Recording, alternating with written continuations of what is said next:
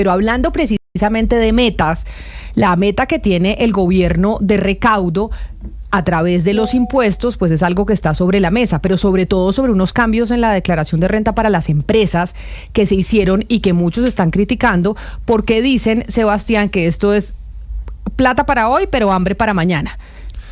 Y también pues entender, Camila, cómo sería esta modificación del pago de renta para las empresas del próximo año, que lo podrían hacer eventualmente este año con un decreto que está preparando el Ministerio de Hacienda para algunos sectores especiales. ¿Qué rango sería? ¿Con qué tiempo sería? Creo que es importante hacer la pedagogía y entender de qué se trata, y para eso pues invitamos al director de la DIAN. Para que hagamos pedagogía para los empresarios que nos escuchen, las pymes, las MIPYMES, sobre esto, cómo va a cambiar para que lo tengan en cuenta en su declaración. Director general de la DIAN, Luis Eduardo Ginás, mil gracias por acompañarnos, bienvenido.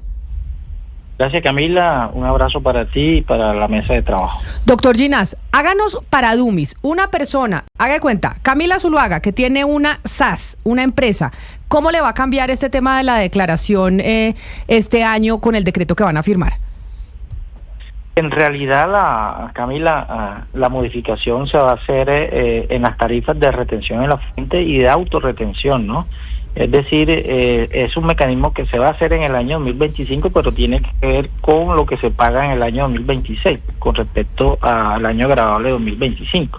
Es decir, lo que se va a hacer básicamente es poder agilizar el recaudo o anticipar el recaudo del impuesto de renta que se va a pagar en el año 2026, que se pueda pagar en este año 2025 y tener unos recursos frescos para poder solventar las necesidades del país, ¿no? Pero y frente a lo que dicen los escépticos y los críticos, que incluso creo que el presidente Gustavo Petro en el pasado fue crítico de una medida similar, es que entonces nos quedamos sin plata el otro año, porque si la retención en la fuente del 2026 la estamos recogiendo en el 2025, entonces ¿cómo hacemos para solventar el 2026 ese hueco que nos queda? Eso es una posibilidad, ya nos pasó en el año 2023, tal vez no se hicieron los ajustes necesarios. Lo que venimos desarrollando desde la DIAN son unas estrategias que venimos implementando este año, precisamente para que podamos garantizar que algunos sectores de la economía que este año no están tributando, que no vienen tributando en debida forma, lo puedan hacer en el año 2026 y de cierta manera podamos compensar ese recaudo anticipado que se hace en el año 2025, lo podamos compensar con otros sectores económicos que puedan tributar en debida forma para el año 2026. Director Ginás, un estimado de cuánta plata estaríamos hablando, de cuántos billones si se somete a este anticipo de renta a todas las empresas, y es para qué sectores puntualmente. Bueno, son alrededor de 400 sectores. Son muchos sectores, tal vez. Tenemos estimado una meta muy conservadora en este recaudo para este año 2025 de 7.38 billones de pesos, producto de aplicar el mecanismo, ¿no? Actualmente esto es un borrador de decreto que se encuentra publicado en la página del Ministerio de Hacienda para ser objeto de observaciones y comentarios por parte de la ciudadanía y de los contribuyentes interesados en la materia, ¿no? Pero mire, director Ginás, si una empresa tiene que hacerlo obligatoriamente o puede decidir si lo hace en el 2025 o en el 2026. Haga cuenta, yo que tengo una empresa, ¿puedo decidir si lo pago este año o si lo pago el próximo, o estoy obligada a hacerlo este año? No, tal cual como queda el decreto, pues la obligación es de hacer el recaudo. Digamos, los contribuyentes tienen la obligación de practicar las retenciones en las fuentes respectivas, declararlas y pagarlas al fisco. Ese decreto tiene aplicación una vez se surca todo el procedimiento y se publique por el gobierno nacional. Ese decreto lo firma el señor presidente. Y lo que pretendemos básicamente poder garantizar unos recursos frescos precisamente para... claro, pero entonces sí va a ser obligatorio, o sea, las empresas obligatoriamente van a tener que pagar esa retención en la fuente este año. Sí, obligatoriamente todos los que tengan la obligación de practicar retenciones en la fuente tienen que aplicar el decreto y las nuevas tarifas. Esto porque normalmente usted cuando esa empresa pues tiene la actividad económica en el 2025 y en el 2026 paga los impuestos que hacen referencia a los del año pasado. Aquí lo que le va a tocar es a las empresas decir, no señores, les toca pagar ya mismo en el 2025 lo que dice este decreto, Sebastián. O sea, sí van a estar en la obligación. Sí, uno pensaría que hubiera sido optativo, pero no es obligatorio. Y director, usted recientemente en la última respuesta dice las nuevas tarifas, es decir, la base gravable cambia para algunos sectores.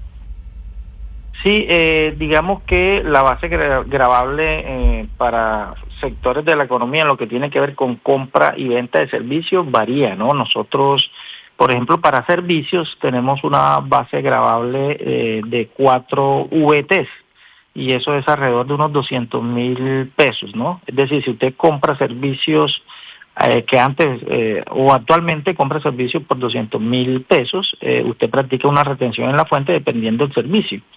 Y lo vamos a bajar a 2 VT, es decir, que compras de servicios iguales o superiores a 100.000 pesos van a tener retención en la fuente. Esto nos va a ayudar también a que identifiquemos algunos proveedores informales y se luche contra la evasión. Pero doctor Ginás, perdóneme la ignorancia. Pero perdóneme la ignorancia, ¿eso lo pueden hacer ustedes a través de decreto o eso no sería inconstitucional porque esto tendría que pasar por el Congreso? Porque si no terminaríamos otra vez con una demanda y en la Corte Constitucional y después se tumba y entonces que no los dejaron recoger y bueno, todo lo que ya hemos vivido durante estos 3 años. ¿Eso sí se puede hacer jurídicamente? Sí, ya el doctor Ocampo en el año 2023 hizo un decreto parecido. Okay. Esto es una facultad discrecional del Gobierno Nacional, así que no vamos a tener ningún problema jurídico para su implementación. Pues gerente, lo mismo que le quería, Camila, yo le quería consultar, digamos, en efecto no es un cambio de tasas, un cambio de impuestos, porque usted dice, bueno, va a haber nuevos niveles para diferentes sectores, pero eso no es nuevos impuestos, no tendría que pasar por el Congreso. Acuérdese que la retención en la fuente es un mecanismo de anticipo del impuesto de renta. O sea, básicamente lo que estamos tratando de hacer es anticipar a través del mecanismo de la retención en la fuente los impuestos que se van a pagar. En el año 2026 se puedan acelerar ese recaudo para el año 2025. Es decir, es agilizar el recaudo, ¿no? Básicamente es eso. Director o sea Ginás, que, Camila, para que quede claro, no hay nuevos impuestos. Eso es, básicamente cambiamos tarifas de la retención en la fuente, ¿no? Sí, director Quinta Ginás, tarifa, pero sí un poquito. Eso representa un recaudo y le quiero preguntar si ustedes tienen el pronóstico o la estimación de cómo sería ese recaudo por regiones, en cuáles regiones tendrían un mayor recaudo. Lo tenemos por actividades, económicas y por ejemplo, para colocar un ejemplo más práctico, por ejemplo en la extracción de petróleo crudo, que tenemos una retención actual del 2.6%, pasaría al 2.7%, ¿no?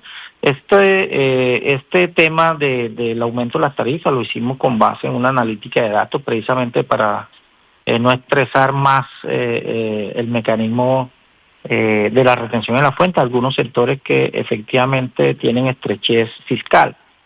Y lo que hemos decidido es a través de unas más de 400 actividades económicas, poder aumentar en unos porcentajes prudenciales, llamémoslo así, el mayor recaudo de la retención en la fuente, ¿no?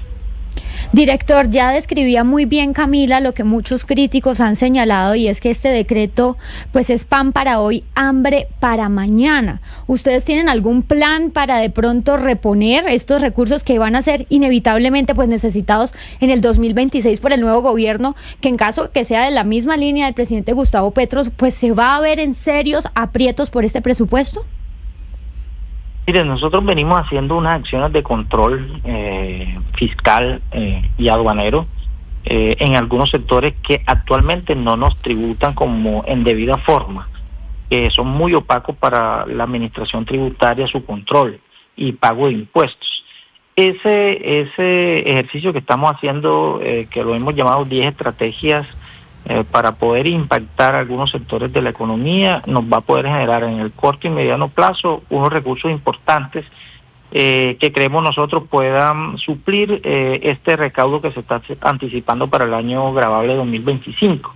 Es decir, que durante el año gravable 2025 y años siguientes vamos a tener a unos sectores económicos que actualmente no tributan en debida forma, tributando y alimentando el recaudo tributario del país.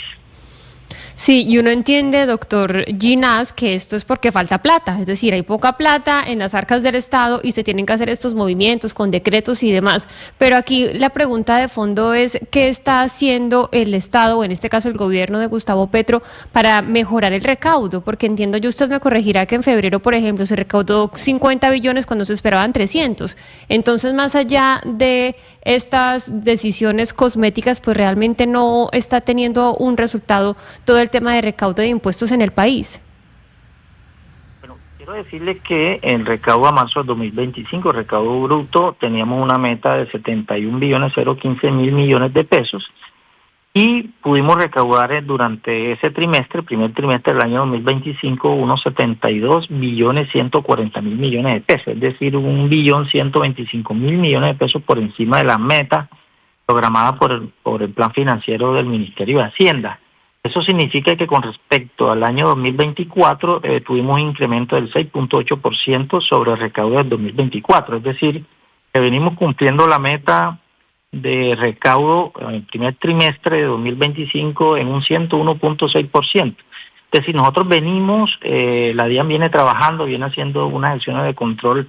Hoy precisamente me encuentro en la ciudad de Villavicencio, reunido con los directores seccionales del sur, para hacer microgerencia en torno a las políticas de recaudo, las estrategias, pero también haciendo un seguimiento a cada una de las metas que le hemos colocado a las direcciones seccionales.